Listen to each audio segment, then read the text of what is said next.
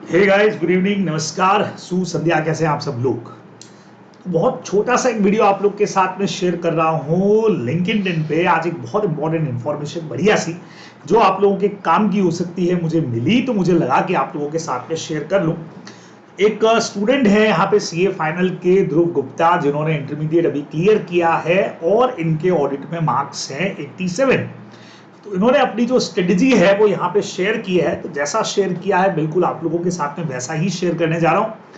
MCQ में इन्होंने achieve किए हैं 30 में से 28 करेक्ट इनकरेक्ट में, 14 मार्क का जो हमारा फिक्स क्वेश्चन रहता है उसमें 12 और रिमेनिंग 56 में से 47 मार्क। बहुत जबरदस्त मार्क्स है। तो इन्होंने अपना जो तरीका है वो शेयर किया है।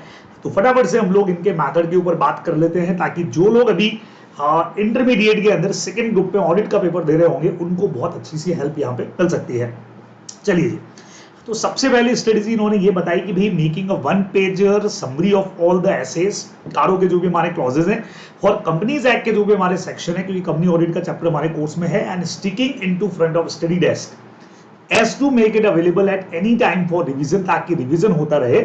और उसके साथ में कुछ फोटोग्राफिक मेमोरी जो है सामने रहती है तो चीजें याद रहती है। तो इन्होंने सबसे पहला पॉइंट तो ये इस्तेमाल यहाँ पे किया है। चलिए, सेकेंड नंबर इन्होंने क्या किया है, चैप्टर टॉपिक समरी पेजेस बनाए, listing all the topics that are covered in a particular chapter, headings only on a small page. और उसको भी इन्होंने क्या किया, stapling it to the first page of each chapter for the quickest possible revision to the whole chapter by reading the heading and try to remember the content inside। यानी हर topic का अपना एक हेडिंग है, आप लोग जानते हो, तो उसका इन्होंने एक समरी पेज बनाया, हर चैप्टर के स्टार्टिंग के अंदर लगा दिया ताकि रिवाइज करते वक्त वो देख सके कि हाँ ये टॉपिक कवर है, इसके अंदर का मैटर क्या है।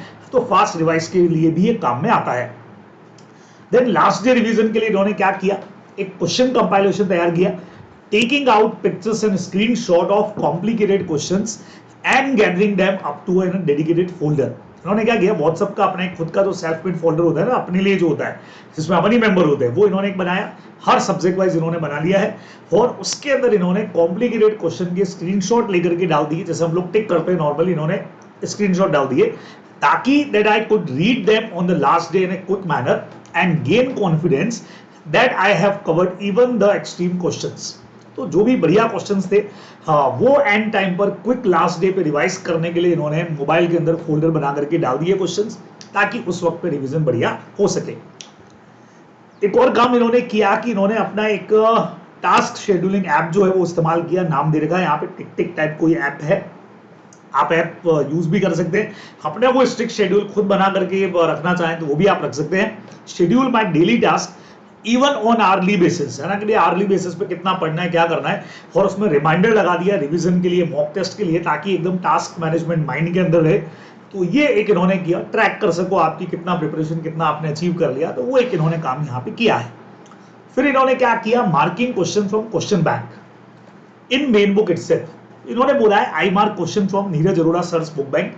अब जो सर का क्वेश्चन बैंक है, आप देखिए, आप जिधर से भी पढ़ रहे हो, चाहे आप सर का क्वेश्चन बैंक ले रहे हैं, आप किसी भी फैकल्टी से पढ़ रहे हो बराबर, चाहे आप कपिल गोयल सर से पढ़ रहे हो उनका क्वेश्चन बैंक ले लीजिए, या जिसका भी आप लोग यहाँ पे जहां से जो भी आपकी फैकल्टीज है, खुशबू मैम से आप पढ़ रहे हो उनका ले लीजिए, जो बच्चे मुझसे पढ़ रहे हैं मेरा क्वेश्चन बैंक ले लीजिए, कोई भी क्वेश्चन बैंक जो आप बढ़िया तरीके से पढ़ रहे हैं। फिर लगभग सारे क्वेश्चन बैंक के क्वेश्चन जो है वो सेम ही है, बराबर, क्योंकि ऐसे ही कि जो प्रीवियस क्वेश्चंस पूछे हुए हैं, चाहे वो आरटीपीज हो, चाहे एफटीपी हो, चाहे प्रीवियस पेपर हो, उन्हीं का पूरा एक क्वेश्चन बैंक बनता है, तो लगभग सबका सेम ही है।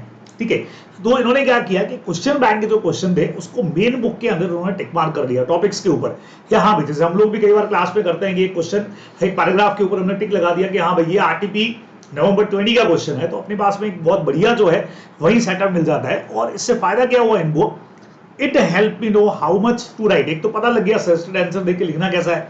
सेकंड नंबर, अलग से क्वेश्चन बैंक को करने का जो बर्डन है वो रिड्यूस हो गया। जैसे ही बुक पढ़ेंगे साथ साथ में आपका क्वेश्चन बैंक जो है वो भी रेडी होता जाएगा कि हाँ भाई ये वाला क्वेश्चन जो है वो आ रखा है, ये वाला क्वेश्चन आ रखा है, तो बहुत अच्छी प्रिपरेशन इसमें हो जाती है।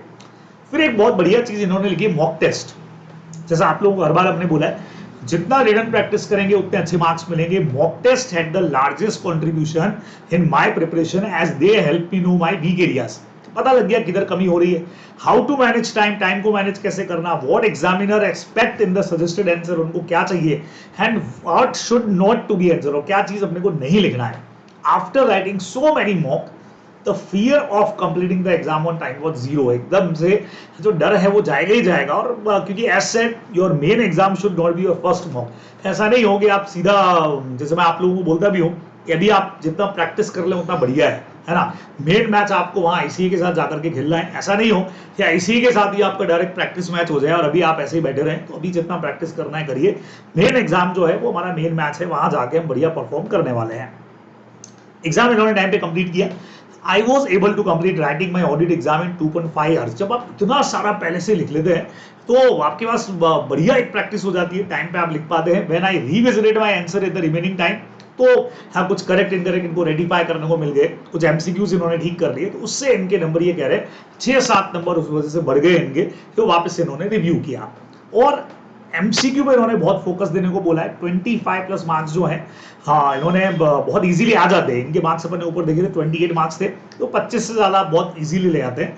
और जब आप 25 से ऊपर मार्क्स एमसीक्यू में लेकर के आ जाते हैं, जैसा मैंने आपको कहा भी है, तो यार बहुत मजा आ जाता है। फिर तो रिमेनिंग पेपर में नंबर लाना हमारे लिए बहुत ईजी होता है, पास होना ईजी होता है, अच्छे नंबर लाना ईजी होता है। तो ये जो चीजें हैं इन्होंने यहाँ पे बोली है।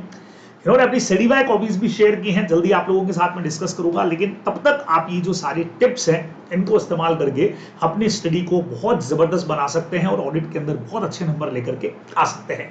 तो ऐसे ही वीडियोस के साथ आपसे फिर मुलाकात होगी, तब तक के लिए ऑल द बेस्ट।